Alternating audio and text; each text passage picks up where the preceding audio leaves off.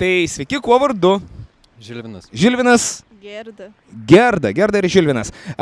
Žinot, kas yra Utenos Juventus, turbūt užmerktom akim pasakytumėt. Taip? Palaikot? Taip.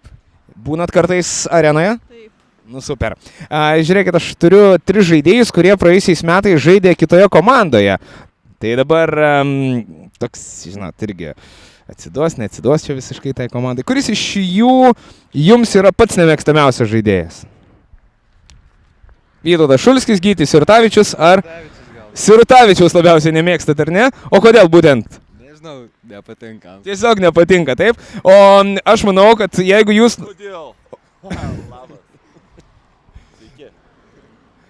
Aš manau, kad kai Gytis pakvies į areną ir jūs pažiūrėsit ir pamatysit, kaip jis meta tritaškių žaisdamas už mūsų komandą, visos antipatijos baigsis. Va, prašau, kviečiam vis 22 dieną į Utenos areną. Atvykit. Gal pradėsi patikti. Sekundę pakalbint. Apie krepšinį. Bet žinokit, reikės išrinkti patį gražiausią vyrą iš 3 pasiūlytų. O, čia jau geriau, gerai. Ateikit čia, stokit.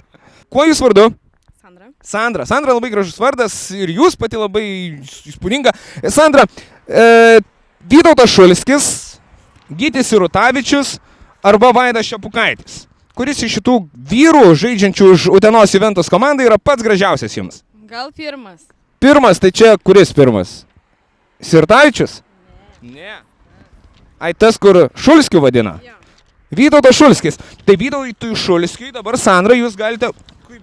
Su tais labais perduoti linkėjimus. Sakyt, Vytautai... Vytautai, tau linkėjimai. O Vytautas sako... Ačiū už linkėjimus. Sandra. Varžybas. O, kaip fainai. 22 dieną. Noriu matyti jūs arenoje. Iki pirmųjų naujojo sezono rungtynių liko diena. Utenos Juventus Pasvalio pieno žvaigždės. Rugsėjo 22 dieną 18 valandų 45 minutės. Utenos daugiafunkciame sporto centre. Bilietus platina bilietų pasaulis.lt.